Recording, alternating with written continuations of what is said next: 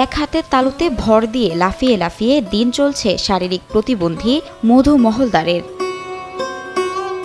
পঙ্গু দেহের ভার বহনের অক্ষমতাকে তোয়াক্কা না করে মনের জোরে করে যাচ্ছেন ক্ষেত খামারির কাজ। উনি সব কাজ পারে, খালি কাদার মধ্যে যেতে পারে না। কাদার মধ্যে গেলেও আছে গামলার মধ্যে বসে উড়ে ফাতো মারে, বিচেলি বাঁধে, ধান কাটে।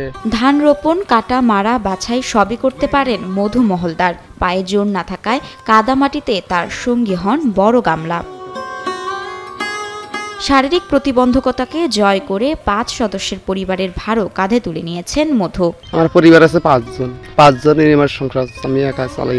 বহুত কষ্ট হয়, একটু বহুত কষ্টে চলে। কেড়ে গেছে আমি আত্মাতি না, নিজে যাই করে আয় করি, তাই আমি সংসারে বিশেষ বহুত কষ্টে চালাই। ছোট জরাজীর্ণ ঘরের উঠানে হাঁটছেন বৃদ্ধা মা। খেলাধুলায় মেতে আছেন মধুর সন্তানেরা। নুন আনতে পান্তা ফুরোনো সংসারে ভাত ফুটাচ্ছেন মধুর স্ত্রী। এদের নিয়ে জীবন সংগ্রাম চালিয়ে যাচ্ছেন তিনি।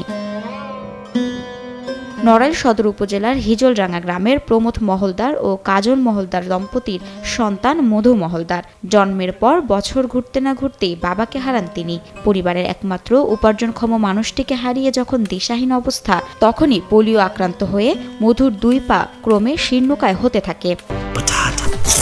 বাছাই করা আলু আর স্পাইসি সিজনিং এ প্রাণ পোটাটা চিপস নাকি বিস্কিট খেয়ে বুঝে নাও। আমি ছোটবেলায় ছোটবেলায় 1 বছর বয়স, সেই সময় আমার বাতাস লেগেছিল। সেই সময় ছোটবেলার থেকে আমি প্রতিবন্ধী।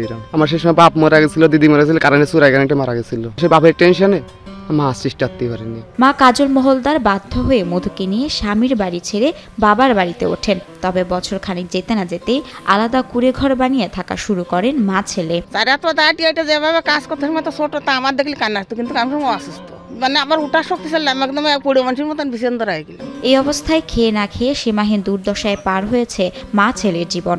এমনও দিন গেছে যে 2-4 দিন 7 দিন মানে আমার অনাহারে দিন গেছে। বয়সের সাথে সাথে কাজের দক্ষতা বাড়লেও শরীরের নিচের অংশ আর সচল হয়নি তার। কৃষিকাজ করে চলছে তার সংসার। আমি 250 টাকার কিষেন দিই, পরে খাত কি করি, কেড়ে গেছে হাত পাতি না আমি। তবে জীবনযুদ্ধে হার না মানা যোদ্ধা মধু মহলদার কখনো হেরে যান সমাজের মানুষের কাছে। খেটে খাওয়া এই মানুষটি কখনো কখনো পান না সঠিক পারিশ্রমিক। কর্মে সে 5 জন কৃষকের যতটুকু কাজ করে তার চেয়ে বেশি ছাড়া কম করে না।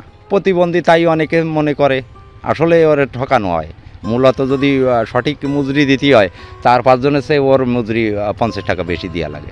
জীবনে আরেকটু ভালো দিনের আশায় বুক বেঁধে আছেন মধু মহলদার। সরকার সাহায্য করতো তাহলে আমি একটু গতি করতাম, গাড়ি হলে ভালো হতো। জীবনের চাপাকলে পড়েও শিরোদার উঁচু করে দাঁড়িয়ে থাকেন মধু মহলদার, যার প্রশংসা করেন এলাকাবাসী। কাজ করি পয়সা দাও, কাজ করি না পয়সা দিয়ে না। কেউ কাছে চায় না যে আমার 5 টাকা দাও, কে চাইল দাও।